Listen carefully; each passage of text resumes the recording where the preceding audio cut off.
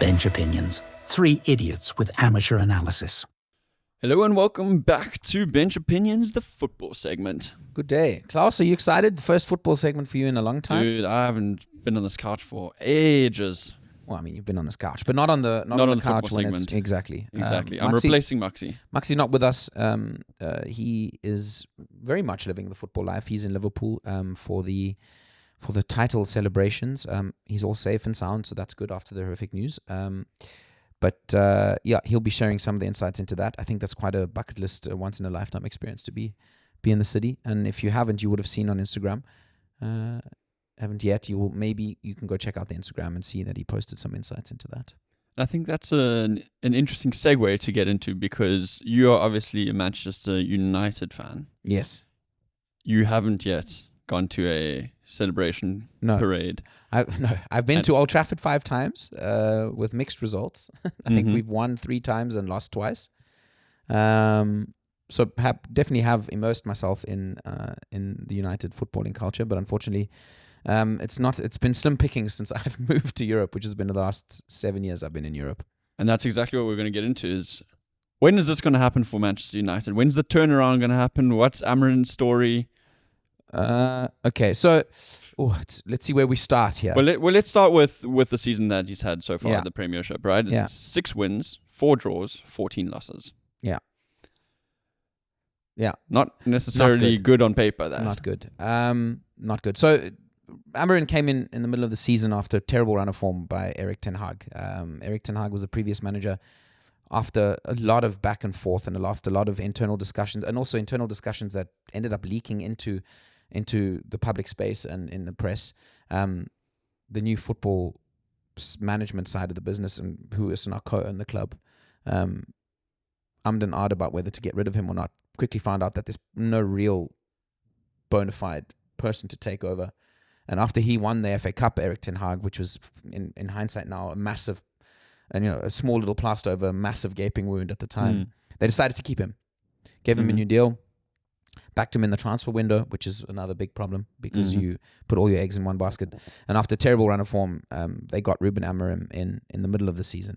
Now, if anyone doesn't know what kind of manager Ruben Amorim is, he's someone who has a very unique style of football. He believes in systems-based football, so that means he's not someone who looks at a squad and goes, okay, what system are we going to play to get the best out of the players? He's someone that has a very clear footballing philosophy. For example, he plays with three defenders at the back, with 2 wing backs, which is something that's not very common at the moment. Football goes through phases where these kind of setups tend to work and do relatively well, and then they phase out and they come back in, and then 4-4-2 comes in. Anyway, he's someone that goes, this is my principle. This is how I play football. This is my philosophy. Everything I do is built around this system, and therefore I start with that. So he came in middle of the season, which means he was playing with the previous manager's players, who had only been used to playing the previous manager's system, who played 4 at the back, and came into a team extremely low on confidence and extremely, extremely, extremely troubled. That's the only way I can put it. And so he came into the season, but he stuck to his principles, which meant he said, hey, from day one, we're playing the style of football that I want to play, and we're going to hurt now, and it's going to be terrible now, but this is, for the long term, this is how we move forward as a club. So it's easy to look at those numbers. He arguably had a worse period than Erik ten Hag had before getting sacked.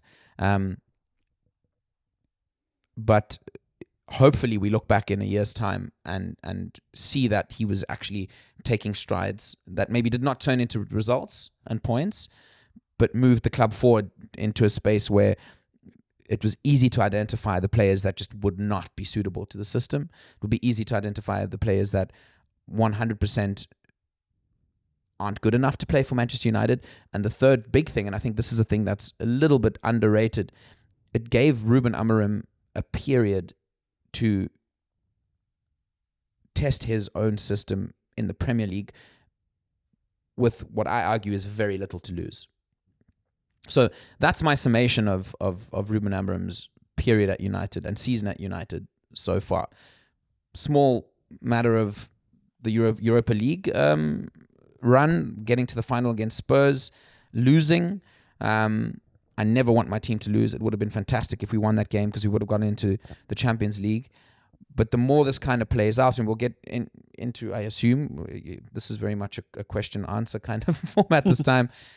The more we get into what comes next, the more I think one starts to realize that it could possibly be a blessing in disguise, because it could have been another repeat of what happened when Erik ten Hag won the FA Cup, and that is plastering over a gaping wound. Well, you're talking about systems and how much Amorim loves systems. But the systems are not just what happens on the field, but also what's happening off the field. And he's quoted by saying that there's a lot of wholesale changes throughout the club, creating a lot of instability. So it's making his job as a coach, as a manager, to sort of get these guys in line and play according to his philosophy, as you said, extremely difficult. Yeah, look, I think to maybe take a bit of criticism away from Ten Hag, I think Ten Hag went through a lot of that himself as well. Mm-hmm. At the end of the day, it still ended up in him being backed heavily, particularly with money and transfers. So I think, it's a double-edged sword, but he went through a lot of that as well. But what happened last summer, so in the between last season and the season that's just finished, is Manchester United looked at completely changed up the footballing side of the operation. So the whole management, Omar Barada was brought in as the CEO of Manchester United. So he overlooks really the whole commercial side of United and how that feeds into football. So how do we generate a lot of funds, and how do we translate that into success on the pitch, and how do those two hands kind of wash each other? I think that's something that was a little bit lost in United over the last, since Sir Alex Ferguson left, because we've always been such a commercial behemoth. So it's easy to get distracted by the fact that, football and how successful you are on the pitch definitely still has a lot to say about how commercially successful you are. A big mistake was made in hindsight in bringing in Dan Ashworth from Newcastle. They paid massive compensation to get him in as I think the director of football, I think his role was. They fired him after 5 months because he insisted on keeping Erik ten Hag. That then was an extremely poor decision. He apparently really knocked heads with Omar Barada, as well as Sir Jim Ratcliffe, the owner of United, or the co-owner of United. So they had to get rid of him. So a lot of this groundwork he had done to kind of rebuild the footballing operations was then pretty much canned. So that's all happened now, though, and that all seems to have settled now. And I think the big factor for me is, and this is the one fact that I think a lot of United fans are not willing to accept, is that after Sir Alex Ferguson left, which was, I think, 13 years ago. After Sir Alex Ferguson left, there was a massive cry for a rebuild at United. Mm-hmm. So Ferguson won the Premier League with arguably the worst Premier League squad of the modern era. He somehow got it done. So there was an understanding at United that, you need to, for Sir Alex Ferguson's leaving, David Gill at the time left, who was also the CEO and a big part of the success. And there was a big thing of we have to rebuild. And the reality is United never rebuilt. The idea of rebuilding never really can be executed if there's not an acceptance that what is there now is not going to work. So that was never done. So all that happened after that is we went into this cycle of just thinking we can buy our way back to success without looking at anything, looking at the club as a whole, and actually at the end of the day operating like a modern football club should. Well, I mean, you guys have spent 1.5 billion euros or pounds or dollars, it's all pretty much the same, over the last 5 managers, right? Mourinho, Scarsdale, or something like that, Ten Hag, Moyes. Yeah. You're constantly chopping and changing, exactly. Right? But there's never been a fundamental plan, and that's really, even if you look at the profile of managers we had, so Moyes was came from Everton at the time and had a great career at Everton, and as a fellow Scotsman, was someone that Sir Alex Ferguson said, hey, I think he would be the right guy for the job. Mm-hmm. But one very quickly saw that he wasn't being backed. The first transfer window was a terrible window. He eventually got an ex-player at twice the amount of money we should have got him in at. So that's where all the trouble started. And as years went by, we chopped and changed, predominantly high-profile managers the first stretch. So we went from Moyes to Van Gaal, after Van Gaal, who's like this massive Dutch figure in football. I mean, he's won with everyone, and he's this big sort of almost kingly stately kind of dude. Okay. Came in and, he said, I'm going to, in the true Dutch fashion, I'm going to get the players I want and whatever. It didn't work. Then we got Mourinho in, who's larger than life. Again, throwing money at him without a real plan, getting players that probably one could argue are past their best. And then next step was sort of Ole Gunnar Solskjaer, who was first there only as he's an ex-player, first there only as a caretaker manager, did so well that they ended up giving him a contract. Again, there though, just no real long-term plan. It was always like, how can we bring success back to United as quickly as possible so we can keep these fans happy, and that's it. But Amorim has said that the players that have come through Manchester and then have also left again, they're currently having great success at other clubs. It's just at Manchester United that they're not finding their form. So isn't that a manager problem, or like a coaching problem, or is that you're trying to force a square peg into a round hole? Exactly. It's a combination of things. I think we have to look at where these players are playing. Someone like Anthony is probably the standout in terms of a player that's gone away from United and is really excelling. He's gone away from United on loan and is really excelling. He's playing in La Liga for Real Betis. Ruben Amorim came out early on in his tenure at United and said Anthony is lacking physicality for the Premier League.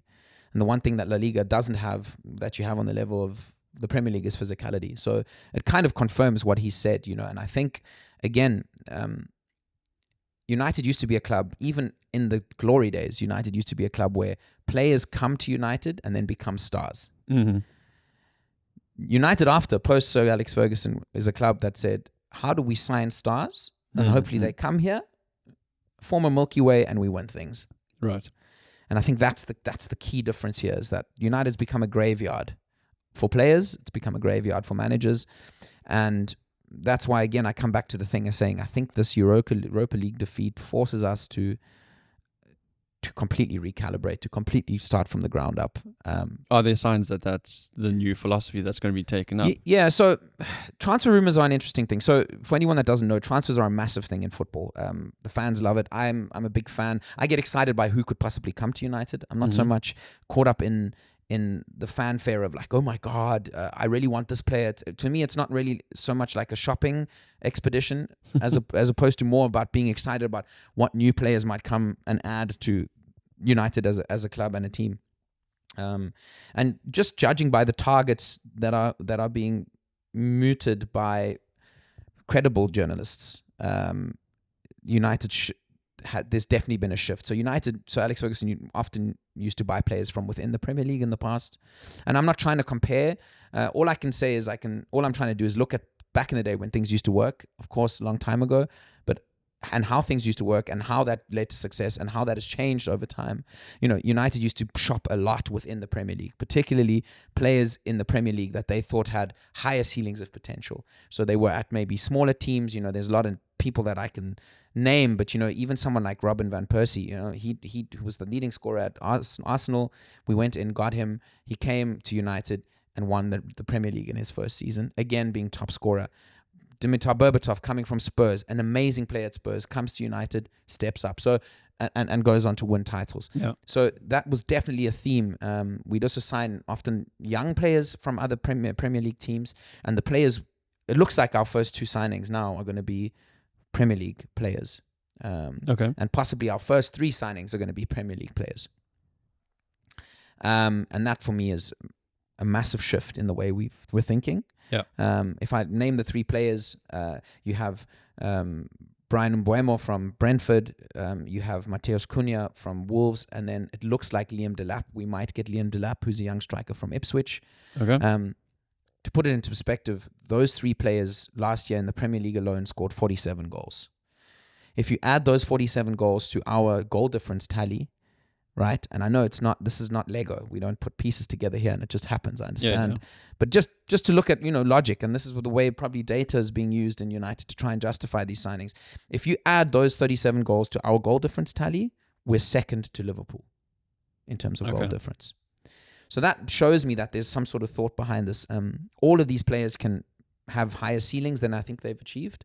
And Buemo's 25, Cunha's 26, and Liam Delap is 22 years old. So you're signing players not in their prime. You're signing players that are upwardly mobile in that sense. I love that word, but players that are aspirational, I would argue.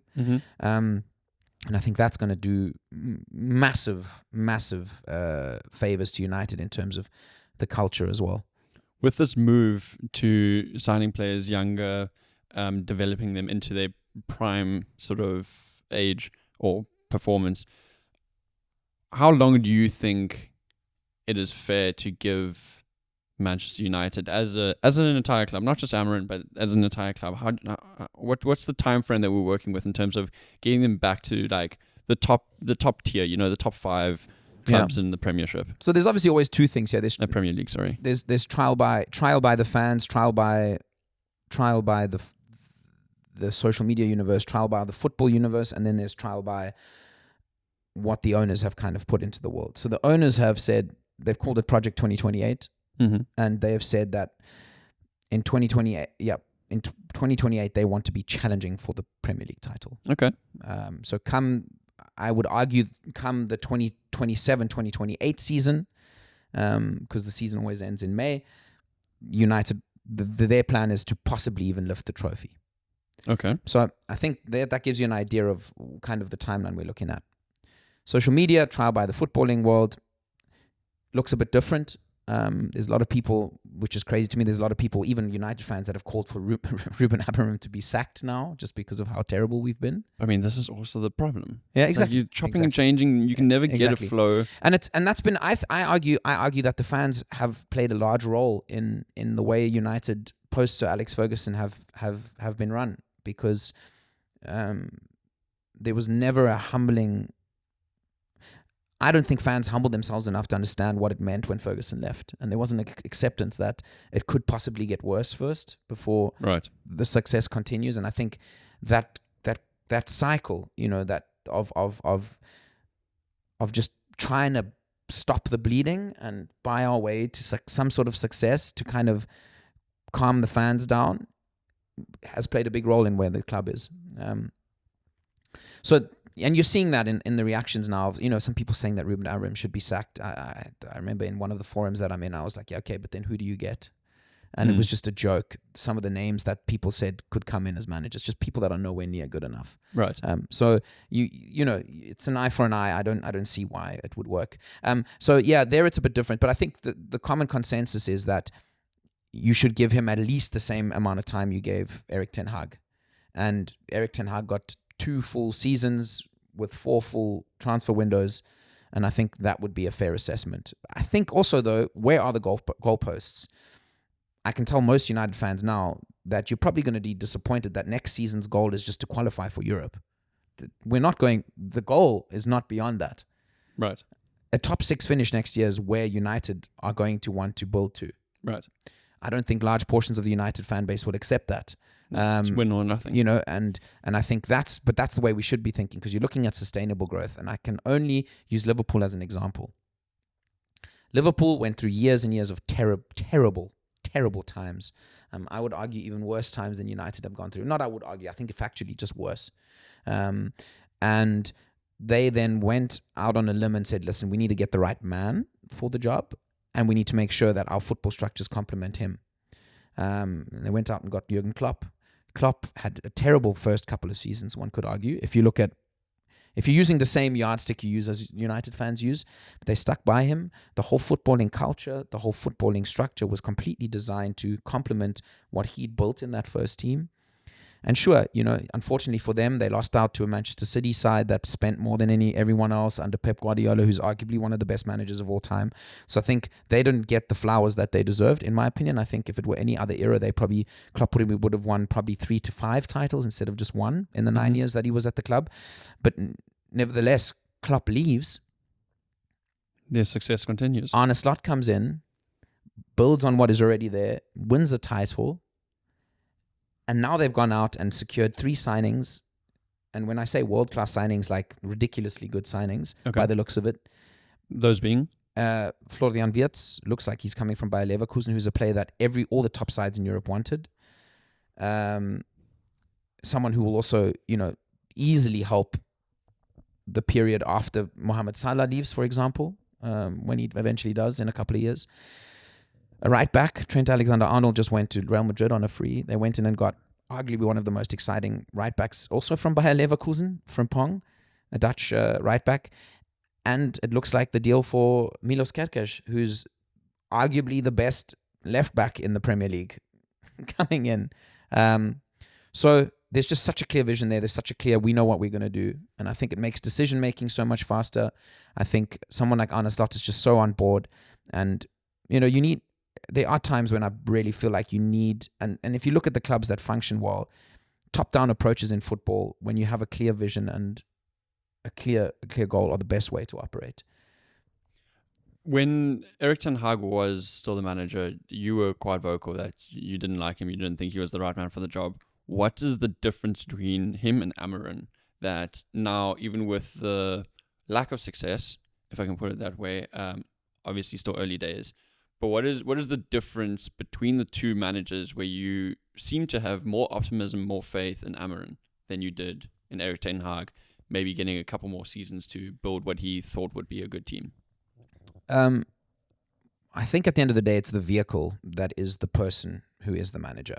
So I think across the board, the way Ruben Amorim communicates, the way he speaks about the club, there's a level of honesty and acceptance, and he seems to understand that the job at hand is going to be tough, but I think you need to accept that in order to be able to even tackle it. And I think what irritated me a little bit about Erik ten Hag is that he was in this weird spin of doing the same thing every week and nothing improving, and in post-match interviews would just sort of wax lyrical about his style, which was just not evident. There was no style, there was no culture, there was no philosophy. The team wasn't progressing. I'm a big believer in trends, and I'm like, as long as the trend is in the right direction, it's hard to argue with, particularly if you're looking at trying to build something long term. And that just wasn't there. Amorim also did what I think no manager's really done properly since Ferguson, and Amorim's created a culture of merit. He dropped Marcus Rashford after Marcus Rashford didn't show up to training on time, didn't train well enough. He dropped him, which is something that a lot of people said should have been done a long time ago. He did the same. Actual consequences. Yeah. And he did the same thing with Garnacho. Garnacho now, after who's arguably one of our exciting prospects, but also one of the players that has the highest value in our squad, came out after he was benched for the final, which I think at the end of the day is the manager's decision. And he came out after the final and criticized Amorim, and Amorim's now said, good, you're gone. Goodbye. Find a new club. And I think that's how this ruthlessness, this pragmatism is how you move forward. And I think self-preservation, particularly with being under the spotlight and being under the magnifying glass within English football media, self-preservation is something that maybe is an instinct that comes out of a lot of managers. So you look to kind of save face. And I think that's a lot of the practice that was seen with Erik ten Hag, is like he was almost too proud to accept where the club is at, because he felt directly responsible for it, which is understandable, of course. But I think if you look at Ruben Amorim, there is a space where you can say, I know I'm responsible for this, but I also understand where we are in that journey now, and I will be just as responsible in a year's time. Judge me then. And I think that's the key difference for me. Which is also what he says, right? He says, I'm suffering with everybody, with all the fans, with the club. 100%. But yeah, we have to understand that we're rebuilding now, and we're trying to achieve greatness in the future. But that's not going to happen overnight. Exactly. Back to one thing that I would touch on, though, back to your question on how long should a manager have. I think it's difficult to get it right as a club, because you do have the success stories of a Klopp, for example, who was given a bit more time. But then, to be very honest and blatantly honest, you have the stories of Mikel Arteta, at Arsenal. Is now he's going into his 7th season. All they've won is an FA Cup. There is no doubt he has brought the club and the squad further. They've progressed under him. But when is the time now? when is it not enough? Because they speak so much about what he's done for the club and the team and everything, but at the end of the day, he hasn't won enough. So it is difficult. It's difficult to go, okay, yeah, this is the time to pull the plug, or oh, hold on, are we turning a corner? But as you said, is it maybe also just a lack of managers out there that who do you go for if you've got a guy who's solid but not great? would you rather just keep him rather than chopping and changing and then maybe falling down the pecking order? Of course, I think that's the reason Arsenal are hanging on to him, because there's 6 years of money, time, expertise invested into building the squad and rebuilding the club around him. And it has worked to a certain degree for sure, because they are a better side now than they were 6 years ago. And I think the understanding is if we do get rid of Arteta, you start from scratch. And yeah, that's why I'm so vehemently against any ideas of getting rid of Amorim anytime in the near future. Where did Manchester United end now on the table? 15th. 15th. Yeah. And what's the drop zone? It's 18, 19, 20. Okay, so you three positions. Exactly. It must be said, a long way ahead. We got a really good win on the last day of the season, beating Aston Villa. Unfortunately, taking their Champions League spot away from them, so that's a big hit for them. So it wasn't even a dead rubber. So that's nice to end up on a positive performance, even though it means nothing. Yeah. But yeah, crucial transfer window to come. I think by the looks of it, 3 signings very early. Sorting out the attacking department and making sure that we can score more goals is vital. And I think that problem might be plugged very soon in the season. We will get rid of a lot of players. Ruben Amorim oversaw a 25-player clear-out in his first summer at Sporting Lisbon, his former side. Mm-hmm. So he's someone that's very well-versed in a complete change of the guard. So I'm happy that he's the one to do so, because he's done it before and he delivered the first title to Sporting in 40 years when he did that. Okay. So it almost seems like he's the right guy for the job. This is his. This is his rebuild. This is not his first rodeo. And that's the hope. And I think United fans have to accept that next year is about top 6 and it's about progress. Yeah. And it's about sustained progress. This is going to show my ignorance. What's happening now? A little bit of a break? Exactly. So United, funny enough, now are doing a post-season tour to Malaysia. For commercial reasons. I think the club's set to earn £10 million just by going there and playing 2 friendly games. Okay. Which is fine. And then all the players go on holiday.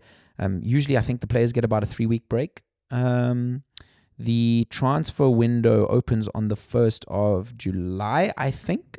Okay. Or no, is it the 1st of June? I think it could be the 1st of June. And the fixtures get released on 18th of June, and the season will then start with the Community Shield. It's usually the second weekend of August. Right.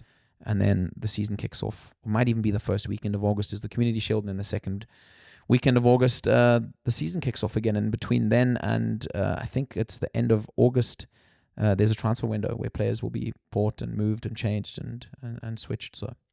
Okay, so a couple months to go, and then we'll be able to watch the two of you, i.e. Maxi and yourself, have long and hard discussions about him with Liverpool trying to keep the success that they're currently having, and you with Manchester United trying to get to that stage of the pecking order. Exactly, and I think before we close out sort of the season, I think next week Maxi and I will probably just do a quick a quick scoring episode. Or recap. We'll look at each of the clubs briefly and give them a score, and give their season a score, and maybe a small little thought about what comes next for them. That's where we look forward to having Maxi back, because there's only so much research I can do. And Thank you very much for your interest, Claus. I don't think I can go and analyze all of the teams in the Premier League. But thanks for answering all of my questions. No worries. And I hope you enjoyed that. If you're interested in rugby or in what we do in our day-to-day lives, stay tuned. Throughout the week, we'll be posting more videos. Sweet.